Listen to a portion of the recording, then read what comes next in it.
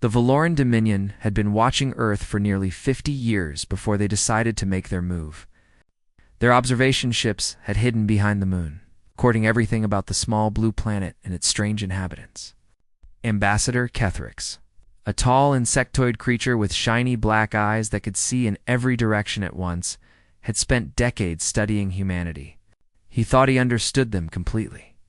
He was wrong. Kethrix stood before the Galaxy Council on the day they voted to conquer Earth. The council chamber was enormous. Carved from the heart of an asteroid and decorated with the flags of 17 ancient species, these beings had ruled the Orion arm of the galaxy for over 50,000 years. They had crushed hundreds of younger species and built an empire that stretched across 40 star systems. "The humans are weak creatures," Kethrix announced, his mandibles clicking together as he spoke. "They need to sleep for 8 hours every single day. They cannot breathe in space. Their bones break easily. Their skin tears like paper. They will make excellent workers in our mining colonies." The council members nodded their various heads in agreement. They had seen the reports. Humans were soft, emotional beings who spent most of their time arguing with each other. They had only recently discovered space travel. They posed no threat to an empire that had conquered the stars. The vote was unanimous. Earth would fall within 1 month. 3 weeks later, the invasion began. Kethrix watched from his command ship in orbit as 30,000 Laran shock troops descended toward a small military base in the American desert. The region was called Nevada, and according to Valoran intelligence, only 200 human soldiers were stationed there. The ratio of 150 to 1 seemed more than enough for a quick victory. The landing craft touched down in the cool desert night. Valoran soldiers poured out, their energy weapons humming with deadly power. They formed their standard attack lines just as they had done on 100 other worlds. Their commanders gave the order to advance. The first shots came from nowhere. Valoran soldiers began dropping, hit by weapons they could not see. The humans were using primitive projectile weapons, but they were firing from positions that seemed impossible.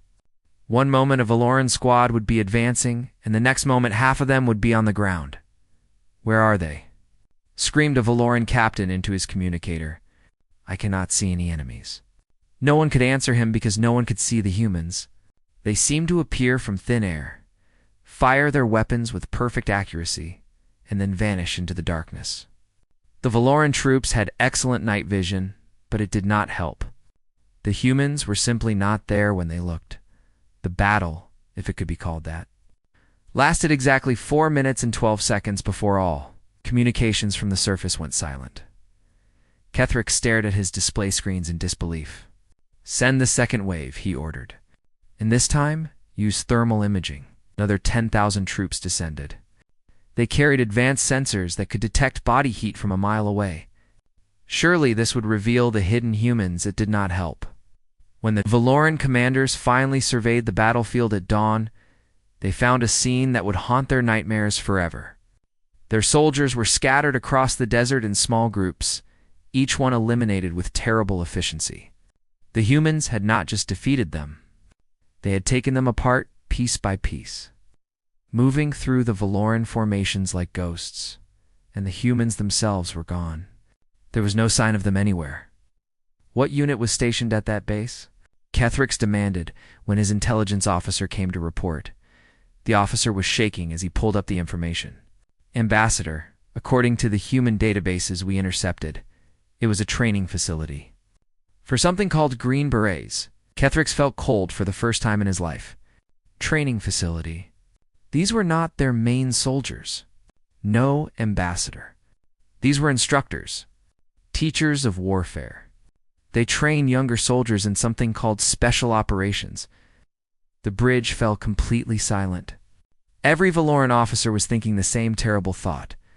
"How many soldiers?" Kethrix asked slowly. "Did we kill?" The intelligence officer checked his datapad. "None, Ambassador. We wounded 2 of them. One was reportedly angry because he missed his fishing trip. 2 wounded. Out of 30,000 Valoran troops sent to capture them." Kethrix walked to the main viewing window and looked down at Earth.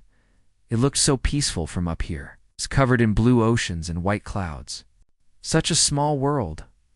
Such a young species, and yet 18 of their retired teachers had destroyed an invasion force without losing a single soldier.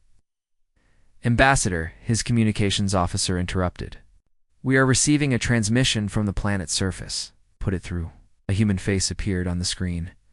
He was an older man with gray hair and calm eyes. He wore simple green clothing and held a cup of something hot in his hand.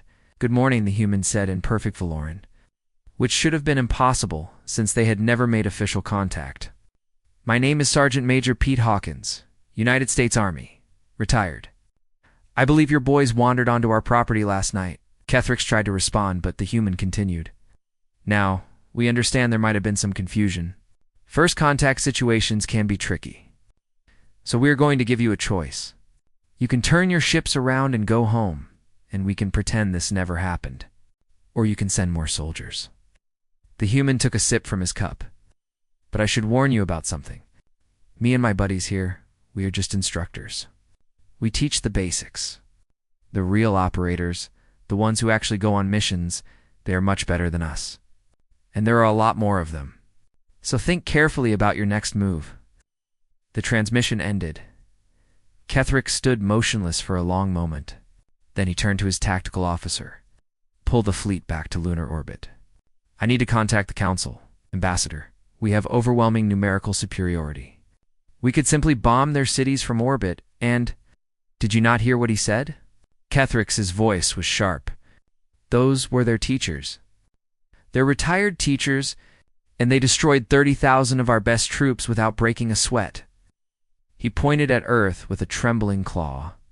Whatever is down there, we are not prepared for it. We need to learn more before we act. The fleet retreated to the moon, and in the council chamber, 17 ancient species began to learn a lesson that would change the galaxy forever. The humans were not weak. They had simply never shown their true strength until now. The news of the Nevada disaster spread through the Valoran fleet like wildfire.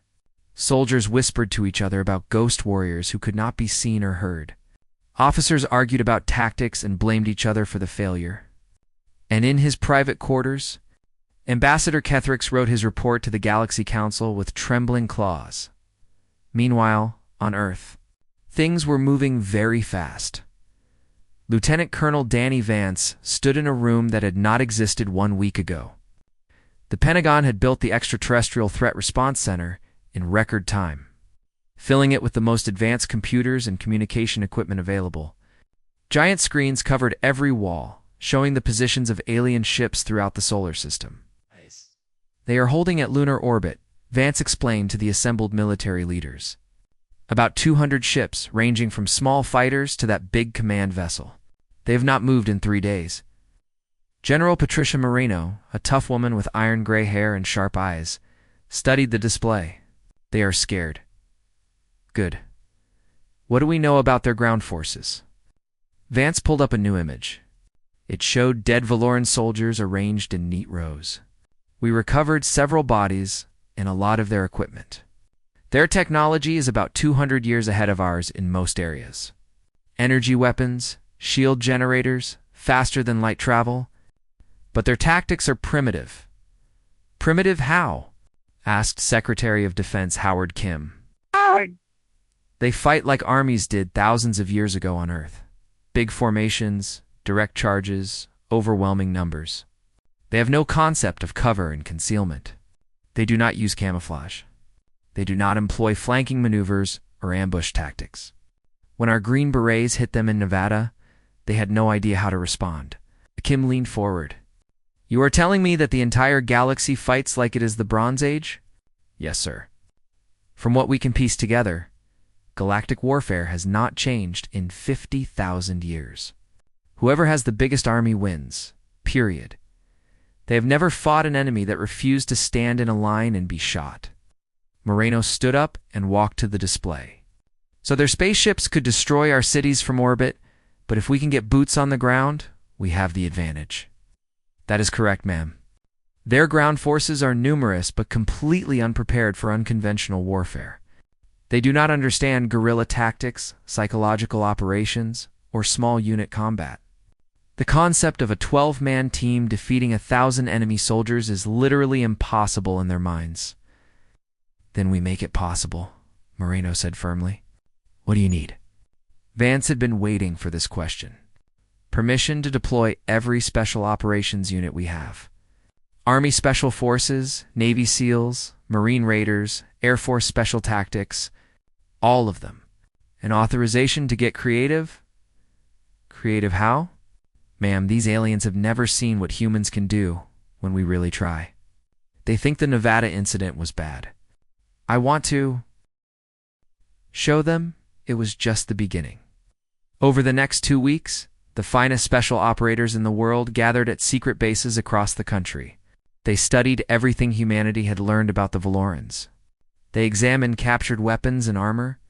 They learned the alien language. And they trained for missions that no human had ever attempted before. Master Sergeant Carlos Delgado, 20-year veteran of the Green Berets, led one of these training sessions. His team sat around him in a circle looking at holographic images of a Valoran colony ship. "The aliens have one major weakness," Delgado explained. "They build everything big. Big ships, big bases, big armies. They never consider that someone might come through the small spaces." He zoomed in on the ship's blueprints. "See these maintenance tunnels? They are used by cleaning robots. The Valorans never go inside because they are too large to fit. But we are not too large." Sergeant First Class Nina Brooks, the team's demolitions expert, studied the image. "So we go in through the garbage chutes? Through the garbage, the air vents, the water pipes? Whatever works. These aliens have never had to defend against infiltration because no one in the galaxy does infiltration. Until now." So training was intense. Teams practiced moving in zero gravity. They learned to hold their breath for minutes at a time. They studied every piece of Valoran technology until they could take it apart and put it back together in the dark, and they waited for the order to deploy. That order came 3 months after the Nevada incident. The Valorans had built a forward operating base on Mars and were using it to stage troops for a second invasion of Earth. Satellite. Images showed over 100,000 soldiers and enough ships to darken the sky. General Moreno called a meeting of all special operations commanders. "Cannot hit them head on," she said. "They have orbital weapons that would destroy any conventional attack. But we do not need to hit them head on." She pointed to the Mars base on the screen.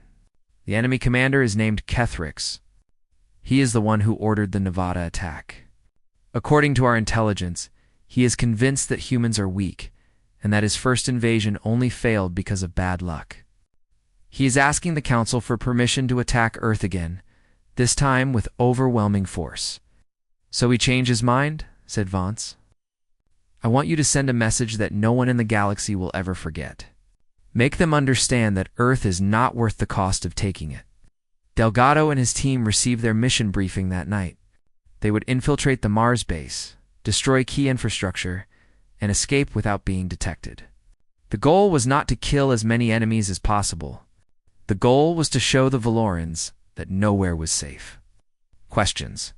asked the briefing officer when he finished. Nina Brooks raised her hand. "How many teams are going?" "Just yours." 8 operators. The room was silent for a moment. 8 of us against 100,000 of them," said Brooks. "Is that a problem?" Delgado smiled, and it was not a nice smile. "No, sir. That sounds about right." 2 days later, a small human spacecraft launched from Earth and headed toward Mars. It carried 8 soldiers, enough explosives to level a city block, and absolutely no mercy. The Valorans never saw them coming. The Mars base was the largest military installation the Valoran Dominion had ever built outside their home system. It covered 50 square miles of red desert, protected by energy shields that could stop a nuclear missile and orbital platforms that watched every approach. 100,000 of the finest Valoran warriors lived within its walls. Confident that no enemy could ever reach them, they were wrong, Master. Sergeant Carlos Delgado led his team through the Martian night, moving across the rocky ground like shadows. They had landed their small craft 30 miles from the base, hidden it beneath a rock overhang, and covered the remaining distance on foot. It took them 2 days, moving only in darkness, sleeping beneath thermal blankets that hid their body heat from enemy sensors. Now they stood at the edge of the base perimeter, looking at a small grate in the ground. It was a waste disposal outlet, designed to release processed sewage into the Martian soil. The Valorans had never considered that anyone would use it as an entrance. "Lovely," muttered Nina Brooks, as she unscrewed the grate. "My recruiter definitely did not mention swimming through alien sewage. Think of it as job security," Delgado replied. "Nobody else is crazy enough to do this." One by one, the team slipped into the pipe. It was dark and wet and smelled worse than anything they had ever experienced. But it led directly into the heart of the base, and that was all that mattered. They emerged in a maintenance area 3 hours later. It's covered in filth, but alive and undetected. Sergeant Tony Martinez, the team's medic, handed out pills that would kill the alien bacteria in their systems. "Everyone take 2, he whispered. "Last thing we need is someone getting space diarrhea in the middle of the mission." They cleaned themselves as best they could and changed into fresh uniforms. Then Delgado gathered them for a final briefing. "We have 6 hours until dawn," he said. "Our targets are the main power generator, the water treatment facility, the communications array, and the ammunition depot. We hit all 4 at exactly the same time. Then we disappear." "What about the 100,000 soldiers between us and those targets?" asked Staff Sergeant Maria Santos, the team's sniper. "We avoid them. This is not about fighting. This is about fear. When the sun comes up, I want every Valoran on this base to wonder how we got past them. I want them jumping at shadows for the rest of their lives." The team split into 4 pairs and moved out. Delgado and Brooks headed for the power generator. It was located in the center of the base, surrounded by guard posts and patrol routes. But they did not approach from the surface. They found another maintenance shaft and crawled through the darkness for over a mile. The generator room was enormous. Massive machines hummed with energy, feeding power to every part of the base. A dozen Valoran technicians monitored the controls, completely unaware that death was watching them from the shadows above. Brooks moved along the ceiling beams, placing charges at critical junction points. She worked in complete silence, her hands steady, despite the danger. One wrong move would alert the technicians below. One drop tool would end the mission. It took her 40 minutes to place all the charges. Then she rejoined Delgado at the exit shaft. "Package is ready," she whispered. "Good. Now we wait." Across the base, the other teams were completing their own missions. Martinez and his partner placed poison in the water treatment chemicals. Nothing lethal, but enough to make every Valoran violently ill for weeks. Santos and her partner set up delayed explosive devices on the communications array, and the final pair loaded the ammunition depot with enough explosives to create a crater visible from orbit. At exactly 3 in the morning, Delgado activated his radio. "All teams report status." For confirmations came back. Everyone was in position. Everyone was ready. Execute in 5 minutes. Then rally at extraction point 7. See you on the other side. The 5 minutes felt like 5 hours. Delgado watched his chronometer count down, second by second. He thought about his family back on Earth, about the wife and daughter waiting for him to come home. He thought about all the soldiers who had died in Nevada, taken by surprise by an enemy they never expected. Now the Valorans would understand how that felt. The timer hit 0. 4 explosions ripped through the base simultaneously. The power generator erupted in a ball of blue fire, plunging the entire facility into darkness. The communications array collapsed in a shower of sparks. The ammunition depot went up like a volcano, sending a pillar of flame hundreds of feet into the Martian sky. And deep within the water system, Martinez's poison began spreading through every pipe and tank. The Valoran response was chaos. Soldiers ran in every direction, shouting orders that no one could hear. Officers tried to organize defenses against an enemy they could not see. Some units fired wildly into the darkness, hitting nothing but their own allies. The base had trained for every possible scenario except this one. And through it all, 8 humans moved like ghosts. They did not engage the enemy directly. They did not need to. Instead, they added to the confusion. A small explosion here. A tripwire there. Flares launched from unexpected angles to make the Valorans think they were surrounded. By the time the sun rose, the base was in complete disarray. Delgado reached the extraction point just as the first light touched the Martian hills. His team assembled around him, all 8 present and accounted for. They were exhausted, filthy, and grinning like wolves. "Casualties?" he asked. "None," reported Martinez. "Unless you count my sense of smell. Good. Let us go home." They reached their hidden spacecraft and launched before the Valorans could organize a pursuit. As they left Mars behind, they could see smoke still rising from the base. It would take months to repair the damage. It would take years to repair the psychological wounds. When the report reached the Galaxy Council, High Chancellor Warmesh read it 3 times before he could believe it. 8 humans. 8 soldiers against 100,000. And not a single human casualty. "What are these creatures?" he asked his advisors. "What manner of beings can do this?" No one had an answer. But everyone was starting to understand that the galaxy had made a terrible mistake by threatening Earth. And the humans were just getting started. The Galaxy Council was desperate. The war with humanity had been going on for nearly a year, and every battle had ended the same way. Valoran forces would establish a position confident in their numbers and firepower. Then the human ghosts would appear from nowhere, destroy everything important, and vanish before anyone could stop them. The Valorans had lost 3 colonies, 2 fleet stations, and more soldiers than they wanted to count. And they had not managed to kill a single human special operator. High Chancellor Warmesh called an emergency session of the council. 17 species gathered in the Great Chamber, their representatives arguing and blaming each other for the disaster.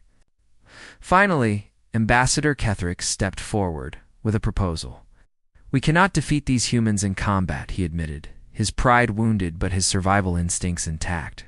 "But we do not need to. We need only threaten what they care about." He activated a holographic display showing a human colony transport ship. It was called the Horizon, and it carried 3,000 civilians traveling from Earth to a new settlement on Europa. "We captured this vessel 2 days ago," Ketherick announced. 3,000 humans, including many children. "We are offering the human government a simple choice. Surrender or watch them die," the council murmured in approval. This was warfare, they understood. Take hostages, make demands, force the enemy to submit. It had worked on dozens of species throughout history, but humanity was not like other species. The response came not from Earth's government, but from a single transmission broadcast on every frequency the Valorans monitored. A human face appeared on screens across the council chamber. He was an older man, maybe 50, with a scarred face and eyes that had seen too much death. "This is Sergeant Major Frank Castellano, United States Army Special Operations Command. I am responding to your hostage situation." Ketherick stepped toward the screen. "Where is your government? Where are your diplomats?" "They are busy," Castellano replied calmly. "They asked me to handle this directly." "One soldier? You send 1 soldier to negotiate for 3,000 lives?" Castellano's expression did not change. "I am not here to negotiate. I am here to inform you that in approximately 6 hours, we will recover our people. Your forces will not stop us. Your technology will not save you. And when we are finished, every species in this galaxy will understand something important about humanity." The transmission ended. Warmesh turned to his military commanders. "Increase security around the prisoners. Deploy the entire home fleet around this station. If the humans want their people, make them fight through 10,000 ships to get them." The commanders rushed to obey. Within hours, the Council's capital station was surrounded by the largest fleet ever assembled in galactic history. 10,000 warships formed a defensive sphere that nothing could penetrate. The station itself was locked down. The guards posted at every entrance and exit. They were ready for an invasion. They got something much worse. 6 hours later, at exactly the time Castellano had promised, the lights went out, not just in one section. Not just in one building. Every single light on the station died at the same moment. Emergency generators kicked in, but they only powered critical systems. The corridors were plunged into darkness. Then the screaming started. Guards began dropping. One by one, hit by weapons they could not see. Some were shot, some were knocked unconscious, and some simply disappeared into maintenance shafts and were never seen again. Communications were jammed. Panic spread through the station like a disease, and through it all, 32 human operators moved in perfect silence. They came through the waste pipes. Just as Delgado's team had done on Mars, they came through the ventilation system, crawling for miles through tunnels that the Valorans thought were too small for any intelligent being. They came through access panels that had not been opened in centuries. The Council had 10,000 ships and 1 million soldiers protecting them. None of it mattered. Castellano led the team personally. He was too old for this kind of mission, and his knees complained with every step. But those were his people in that prison block, and nobody was going to stop him from bringing them home. They reached the detention level after 2 hours of careful movement. 100 guards stood between them and the prisoners. It would have been easy to kill them all, but that was not the mission. The mission was rescue, not revenge. Stun rounds only, Castellano ordered. No fatalities unless absolutely necessary. The assault took 4 minutes. Human operators flowed through the corridors like water, appearing and disappearing, always striking from unexpected angles. Guards fell unconscious before they could raise their weapons. Officers were neutralized before they could call for help. When it was over, not a single Valoran was dead. And not a single human civilian had been harmed. Castellano walked through the rows of cells, releasing the locks one by one. Frightened faces looked up at him. People who had been expecting death and found salvation instead. A young girl, maybe 10 years old, grabbed his hand as he freed her. "Are you the rescue?" she asked. "Yes, ma'am," he replied with a gentle smile that transformed his scarred face. "We are here to take you home." The extraction was flawless. Human shuttles docked at maintenance ports while the Valoran fleet searched frantically for an enemy that was already inside. Within an hour, all 3,000 civilians were aboard and heading back to Earth. But the humans left something behind, in high. Chancellor Wormesh as private chambers. On his personal desk, they left a single piece of paper. Real paper, made from trees that grew on Earth. On it was written a message in perfect Valoran script. "We took nothing but our people. We could have taken everything. Remember this mercy, and know that it will not be offered again." Wormesh read the note 7 times. His hands were shaking. His guards had found 5 unconscious bodies outside his door. The humans had been within feet of him while he slept. They could have killed him. They could have killed everyone on the Council. Instead, they had shown mercy that was more terrifying than any weapon. Wormesh called an emergency session the next morning. When the Council assembled, he did not wait for ceremony. "We must surrender," he announced. "Immediately surrender." Kethrix was outraged. "We have 10,000 ships.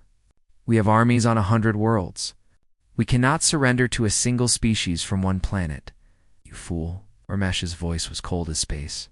"Do you understand nothing? The soldiers who did this, the ones who walked through our defenses like they were not there, the ones who could have killed us all and chose not to, they are not humanity's best. They are not their elite warriors. They are simply the ones humans send when they want to be subtle." He held up the paper note. "These humans, these special forces as they call them, they represent less than 1% of humanity's military. 1%. And they have defeated us at every turn. Now imagine what happens when humanity stops being subtle. When they send the other 99%. The Council chamber was silent. Imagine millions of soldiers trained by these men and women. Imagine fleets crewed by warriors who have learned these tactics. Imagine entire armies that can move like ghosts and strike like thunder. Wormesh looked at each council member in turn. "We attacked Earth because we thought humans were weak. We were wrong. And now we must hope for all our sakes that they are willing to forgive us. Because if they are not, nothing in this galaxy can stop. The vote for peace was unanimous. The Treaty of Luna was signed 1 year to the day. After the first Valoran soldier had set foot on Earth, the ceremony took place in a large hall built specifically for the occasion. With giant windows that looked out over the gray lunar landscape, Earth hung in the black sky like a blue and white jewel, beautiful and fragile and utterly unconquered. Representatives from all 17 council species were present. They wore their finest ceremonial robes and carried themselves with ancient dignity. But their eyes told a different story. Their eyes were nervous, watchful, afraid. They were afraid of the humans. Ambassador Lisa Thornton represented Earth at the signing. She was a small woman with short brown hair and a calm smile. She wore a simple blue dress instead of military uniform, and she carried no weapons of any kind. To the assembled aliens, she looked like the least threatening being in the room. They knew better now. "The terms are acceptable," Thornton said after reviewing the treaty documents. "Earth asks for only 3 things in exchange for peace. First, recognition as a sovereign species with full rights under galactic law. Second, a permanent seat on the Galaxy Council. Third, a binding promise that no member world will ever again attempt to enslave another sentient race." High Chancellor Warmesh blinked all 4 of his ancient eye. "That is all? You ask for no territories? No reparations? No punishment for those who attacked you? No, but you had us completely defeated. Your special forces proved that our defenses were meaningless. You could have demanded anything, and we would have been forced to accept. Why do you not take what you could have taken?" Thornton was quiet for a moment. She looked out the window at Earth, thinking about her answer. "High Chancellor, do you know why we created special forces in the first place?" Warmesh considered the question. "To wage war more effectively?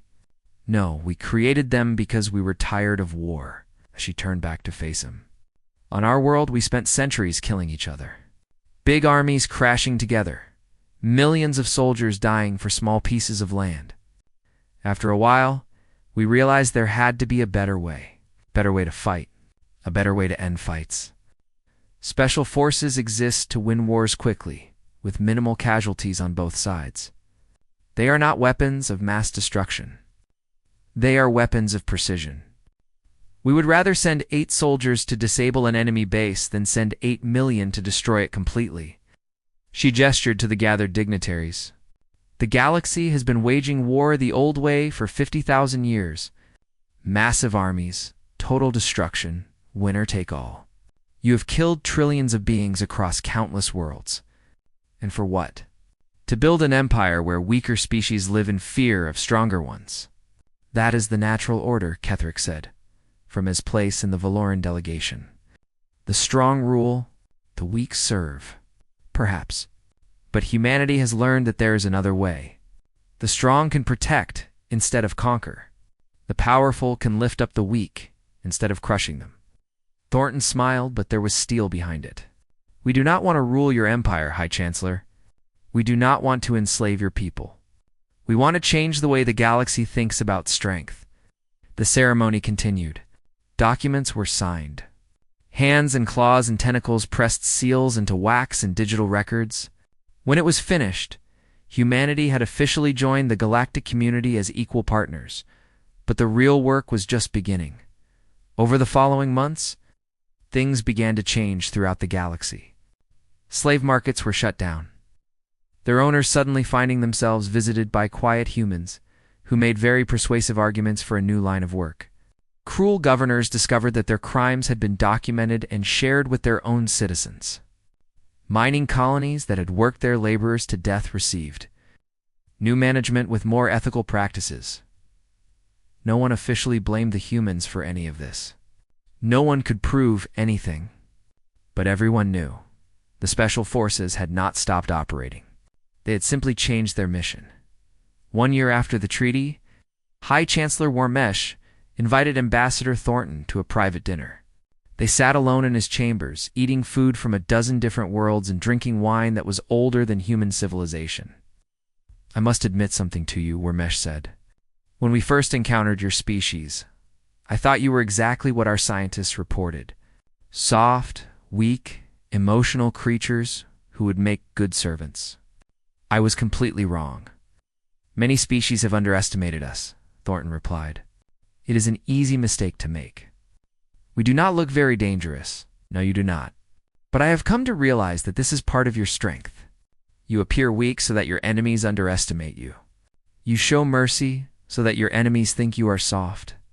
And when they push too far, you reveal what you really are. And what are we, High Chancellor? Warmesh was quiet for a long moment. He had lived for 3,000 years and conquered a dozen worlds. He had never known fear until he met humanity. You are the most dangerous species this galaxy has ever produced, he said finally. Not because of your weapons or your technology. Those are impressive, but they can be matched. You are dangerous because you understand something that we never did. What is that? Violence is a tool, not a solution. War is a last resort, not a first option. Your special forces could have killed everyone on my council station. Instead, they showed mercy. That mercy terrified us more than any massacre ever could. Thornton nodded slowly. We call it restraint, High Chancellor. The ability to have power and not use it. To be capable of terrible things and choose kindness instead. It is a strange philosophy. It kept us from destroying ourselves. Our weapons became so powerful that we had no choice but to learn restraint. Either we controlled our violence, or our violence would have ended us. Warmesh considered this. And your special forces? How do they fit into this philosophy of restraint? They are the restraint itself. Thornton set down her glass and met his eyes. When we need to send a message, we send them. They strike precisely, they minimize casualties, and they get the job done. They are the hand we extend when we want to solve problems without devastation. And if they are not enough, if your enemies do not listen to the message. Thornton's expression did not change, but something cold flickered in her eyes. Then we send more, and we keep sending more until the job is done. That is what your people failed to understand, High Chancellor. You saw our restraint and thought it was weakness. You saw our precision and thought it was all we had. She picked up her glass again. The special forces you fear so much. They are our gentle hand. They are what we send when we want to resolve conflicts without destroying everything. What you never saw, and what we pray you never see, is what happens when the gentle hand closes into a fist. The dinner continued in a more pleasant manner, but Warmesh never forgot that moment, and he made sure the other council species never forgot it either. In the years that followed, the galaxy changed. Slowly at first, then faster, as more species realized that the old ways were dying. The strong no longer crushed the weak without consequence. Slavers found their operations disrupted by mysterious soldiers who appeared from nowhere. Tyrants discovered that human eyes were watching them. Human hands were ready to act. They called it the Pax Humana, the human peace. It was not perfect. It would never be perfect. But it was better than what had come before. And whenever a new species asked how such a young civilization had transformed the entire galaxy, the answer was always the same. The humans sent their special forces, and the galaxy learned to listen, because everyone understood now what it meant when the humans chose restraint. They understood that the ghosts in the darkness, the warriors who could not be seen or stopped, were not humanity at war. They were humanity being polite, and nobody. From the greatest chancellor to the smallest citizen. Ever wanted to see what happened when humanity stopped being polite? The galaxy had learned its lesson, and humanity had found its place among the stars.